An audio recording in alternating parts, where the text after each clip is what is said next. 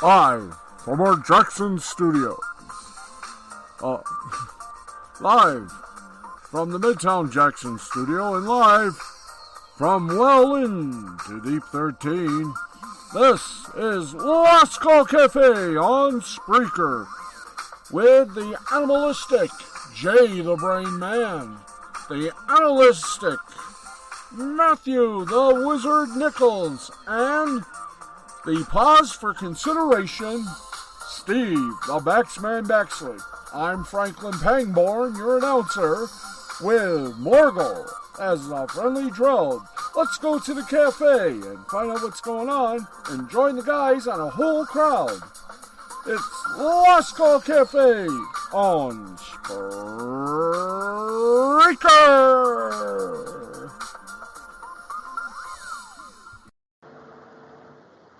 Welcome one and all to the Corsican Ball. That's right. It is another wildly unusual edition of Last Call Cafe, as Franklin already made that announcement. I am one of your hosts, Steve the Ben Baxley. Let me introduce the rest of the fine crowd that you see here, or hear here every Sunday night, or whenever this broadcast goes. Pop the magic dragon into your hearts and ears and turns your mind into tapioca, which ain't bad with pistachios. He is the gamer's best friend. He knows more about gaming than I do the back of my hand. Oh, wow, I never saw that before. Ladies and gentlemen, the man, the myth, the legend, the wizard, Matthew Nichols.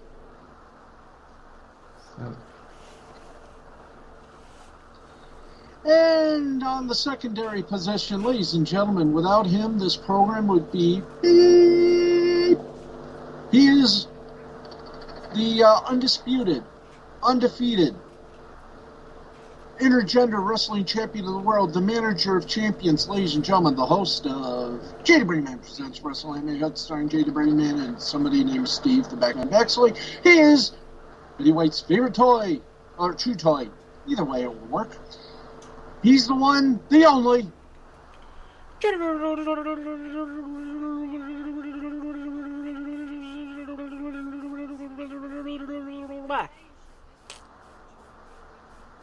I think there's a cure for that. Anyway, welcome aboard. Good evening, everybody. Welcome to another edition. I've already done that once. Don't need to do that again.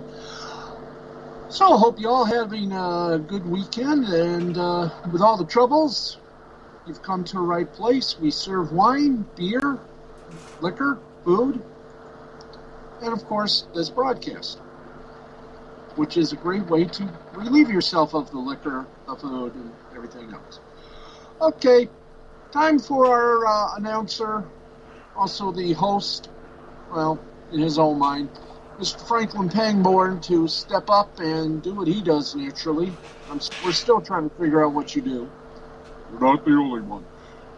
It's time now. Oh, yeah, that too. It's time for another edition of Brainwaves. Hey, Brain, what you got for us? Here we go.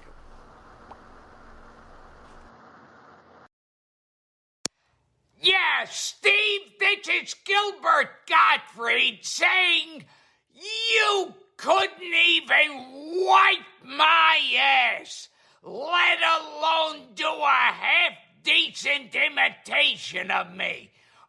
Okay? I'm gonna run that one into the ground. Ah, yes. Okay. Alrighty, we will get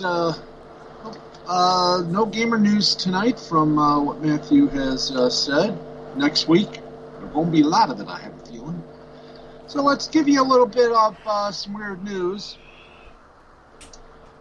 This from Florida, strange news. When business owner Bobby Reed approached the Brooksville City Council about purchasing a municipal building at the base of a small Florida city's water tower, he didn't expect the water tower to come with it. Reed discovered the mistake after the property had been sold to him for $55,000. A certified personal trainer intended to turn the building, which various city departments use for storage, into a personal training studio named Downtown Athletics. But when he went to the county property appraiser's office to get an address for his new business, the county told him he received much more than a building, several thousand gallons more. Reed said in an email to NPR, "I immediately went through the necessary steps to deed the water tower back to the city of Brooksville. The city's intention was to sell me a split section of the parcel with a small garage." End quote. The surprise purchase boiled down to a mix-up over the legal description for the property.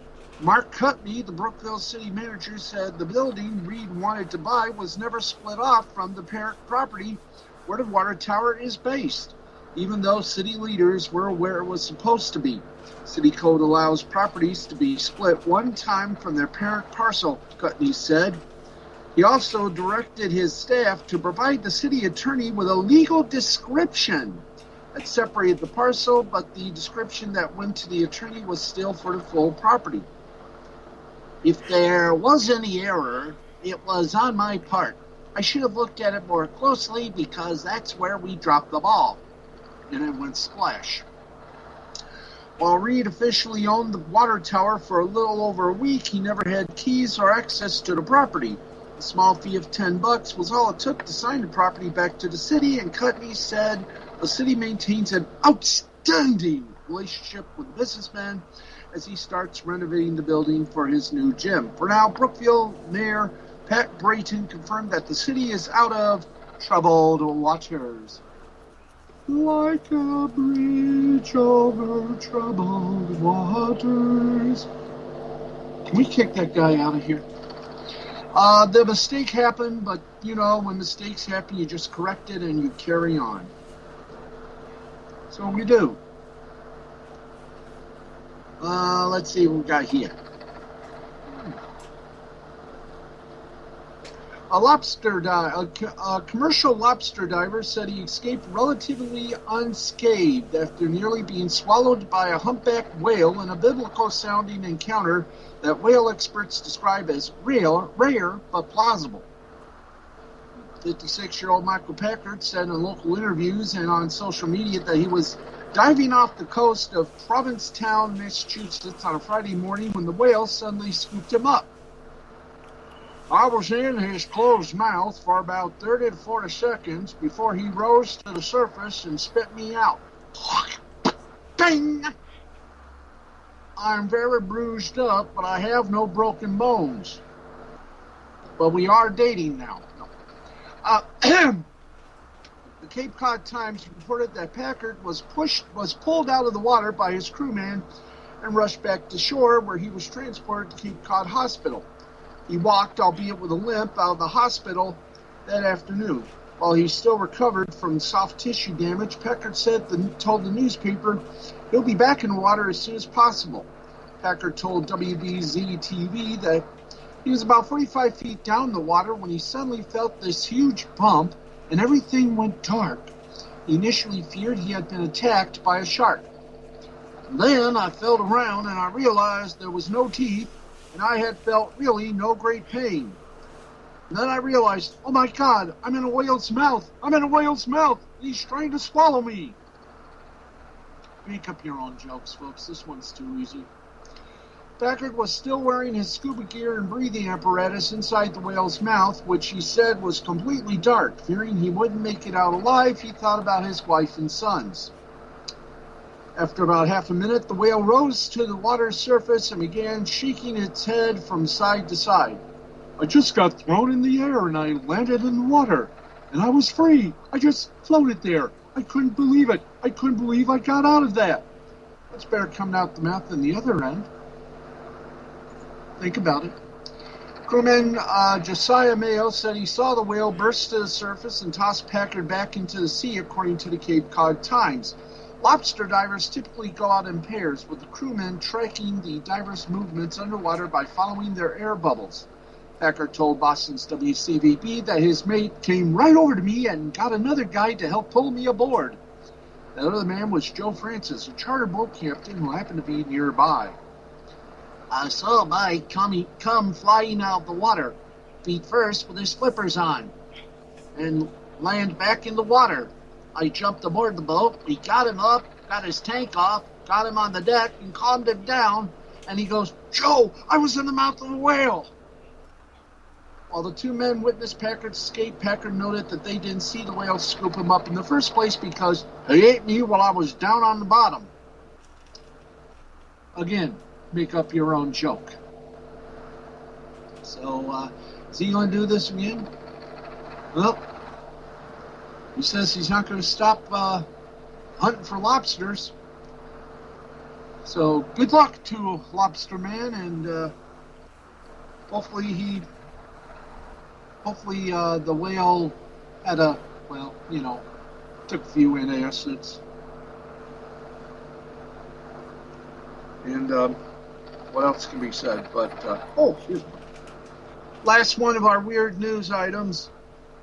There's a lot of hype surrounding Froggyland, the brochure for the museum located outside the walls of Split's ancient palace, built for the 4th century Roman Emperor Diocletian, declares Froggyland and First Love will never be forgotten. On the travel website TripAdvisor, Froggyland has 644 reviews, 6 times more than the local fine art museum, and, believe it or not, twice that of the city's world-renowned archaeological museum. It even outperforms the Game of Thrones museum. Parts of the series were filmed nearby. Most of the reviews have 5 stars, like this one. Froggy-tastic! Probably the best stuffed frog museum I've ever visited. Riveting, isn't it? The sound of the lily pad piped through outdoor speakers greet visitors inside. It's quiet because the 507 frogs on display have been dead for more than a century. But they look very much alive thanks to the work of Fernek Mir, a mustached Hungarian taxidermist who lived from 1878 to 1947 and spent 10 years of his life catching frogs, killing them, and stuffing them, before arranging them into a variety of exhibits that show them living out human lives. Somehow his frogs ended up in what's now Serbia, from when they eventually made their way to their permanent home in Split, along Croatia's Adriatic coast, where they've been examined by thousands of curiosity seekers over the past decade. Yeah. In one exhibit, a couple of dozen frogs ballroom danced to the music of an amphibian band, while several others smoke, drink, and play billiards and poker with tiny cards. Most of the museum's worst reviews echo this one, and Froggyland owner Ivan Medvesk typically takes the time to write back. He says, quote, let's see, what do we got here? One TripAdvisor reviewer who punished the museum with a single star in a review titled, quote, disgusting display of animal cruelty. Yes, let's kill thousands of frogs for art and ask people, did you have fun at the end of it? Go if you have no soul. Stay for the veal. And he's got a very popular museum. He's not sure what he'll do after he retires. For now, he's happy Froggyland is bound for the U.S., where he believes people will fully appreciate it. Oh, if only Rowdy Roddy Piper were alive, we could finally use his one movie, Hell Comes to Froggy Town.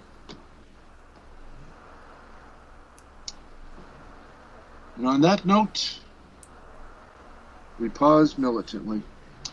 Matt, how you doing, man? I'm doing alright. Okay. What are you doing, by the way? You wouldn't mind us asking. Well, I'm writing dialogue for a beginner's quest with Corey. We're on, like, A for 9th rewrite. Yes. Why is it starting to drain me?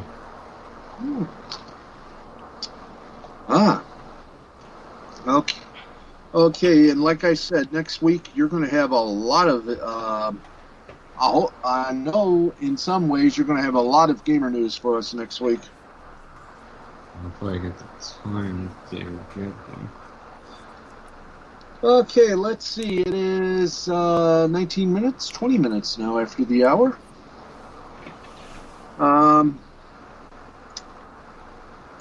Let's see. Yeah, let's do some entertainment here.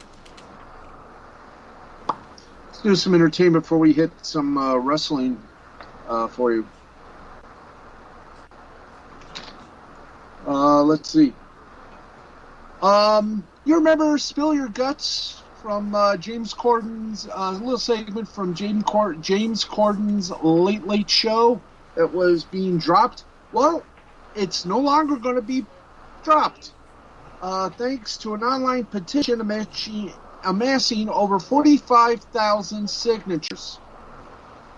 So he's going to although, let's see, let me read this to you before we do that, and I don't want to do the ads there.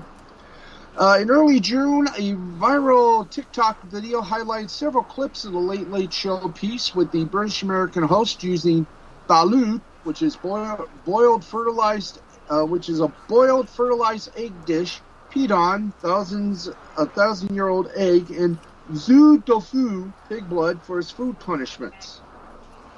And Jimmy Kimmel was the one who aired it and said, "Wow, it all looks so terrible. It's really disgusting. It's horrific," said Corden. And Kim Syra, the author of the TikTok video, started a Change.org petition that called for the segment to be taken off the air due to its insensitive portrayal of Asian food, for Corden to formally apologize for the affront, and for the show to donate money to local Asian organizations. The online petition had over 45,000 signatures and counting. Let's see. So he's going to do it, but it's going to be more adjustable. He'll adjust the dishes being used. So the segment has been saved. Yay. All right. Let's see here. Who wants the BET Awards? Well, people do. Okay, let's give you the box office. And here we go. Universal's F9 grossed in one day what some movies have made in a weekend during the pandemic, earning $30 million on Friday, on its way to a revised 3-day total of $70 million. It's an amount achieved on a pure theatrical window, which is expected to be around 45 days, and that's important to note. So far, the movies that have opened to big numbers this summer, over 50 million, are those respecting the theatrical window. F9 and A Quiet Place Part 2 are 1 and 2. In the Heights was third. Black Widow opened in fourth. And, well, that's it for the top 4. Wow. Who'd have thought there's still some life in those Fast and the Furious movies? All right. This is interesting. Not only did they lose a network, they've also possibly could lose the Beverly Hilton. Emmy campaigners are heating up as voting enters its final stretch, but first, the latest chapter in the all-enveloping Golden Globe scandal. Earlier this week, there was a trade report rumoring officials with the Critics' Choice Award Association and those associated with the production of the Critics' Choice broadcast scouting the Beverly Hilton's main ballroom and planning logistics for their show, which has been announced for Sunday, January 9th. That happens to be the date the Golden Globes were expected to be on NBC from the Beverly Hilton. Of course, those plans have been canceled. The Hollywood Foreign Press nixed the plans with NBC and Dick Clark. So there's no 2022 Globes broadcast, but the Critics' Choice Awards swooped in and confirmed their show date to be brought in as part of their long-term deal with the CW. So when one award goes bye-bye, another award takes its place. That's award-winning, isn't it? Okay, let's give you a little wrestling news, just a little. Eddie Kingston is not one to mince any words, either about pro wrestling or the folks up in Connecticut. Well, after the dust settled in the main event match on on Saturday Night Dynamite on TNT, Eddie Kingston and Penta El Zero Medio got up along with Christian Cage and sort of helped Jungle Boy up. And, Kingston got on the mic to thank the live crowd and ended up throwing a few shots towards WWE or the competition. Kingston said as the crowd cheered for wrestlers in the ring. That's what I'm talking about. Because the competition sometimes doesn't want to hear their fans. Oh, I guess I'm burning another bridge. Surprise. Ladies and gentlemen, AEW cares about their fans because we're not here to just get ourselves a paycheck. We're here every week with you people, without you people, and we come out here and we bust our asses. We love professional wrestling. You saw a match between Kenny Omega and my dude Jungle Boy that you won't see on the other channel. You won't see legends who are respected on the other channel. You won't see people like me and my best friend Pence on the other channel. And you won't see the heart that everybody in that locker room has on that other channel. Ladies and gentlemen, I'm supposed to send you home happy, but I'm speaking from my heart. The bottom line is this. We are AEW. We will see you Wednesday, and we want to hear you. So there it is. If you want to hear the rest, it's on YouTube. Just go to their AEW channel. And, let's see. Is that about it with it? I believe so. Oh, we forgot somebody. Yes, you did. Okay, Pangborn, do your best. And now sitting in for General Big Jimmy Billy Bobo Schwartz, First Lieutenant Jimmy and his brother, Jimmy J. Guys, take it away. Yes, thank you very much. Hi guys. Brain, how you doing? Good. Matthew, how are things going? And Maxman, how are you doing? Better than last night. Yeah, I heard. Anyway, let's get on with it. Tonight, we got no sponsor for tonight, but tonight we are giving this award, our belch, to a real, shall we say, con man, and that is to the new Freddy Krueger of the WWE. I don't know if he's a relation. I don't know if he's any relation to Khan, but it's WWE President Nick Khan.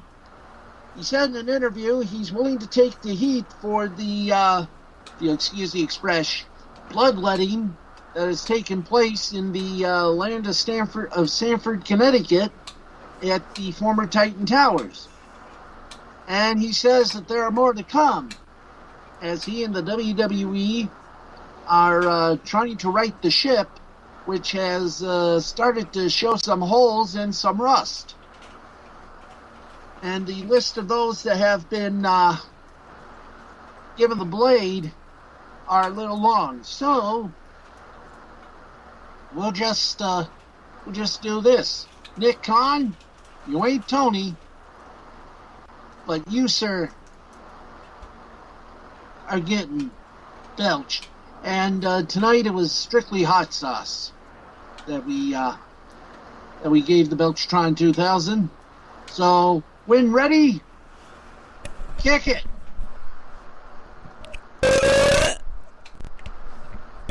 Whoa. That's the last time I think we used Frank's hot sauce. Wow. That has a kick on it. Okay, the General will be back next week. Boys, back to you. I'll see you next week. I'll see you along with the General. Thanks, guys. Well, thank you very much, Jimmy. Where are you and your brother going? Where else? We're going to Cedar Point. We're doing an experiment to see how far we can get drinking a 2-liter bottle of Pepsi Zero with Pop Rocks. And on that note, you say fare thee well from all of us here. That's going to wrap it up for us. Next week, we got a little surprise for you. Hopefully it'll work. For Jay, for the Brain, for the Wizard, I'm the Baxman. That's been a presentation of Mystifying Creativity Productions in association with Brainwave Entertainment. I got it all written down. Don't forget the Gamer News is copyrighted in their own rights by Wizard World Productions in association with Spreaker.com. We'll see you next Sunday night, everybody.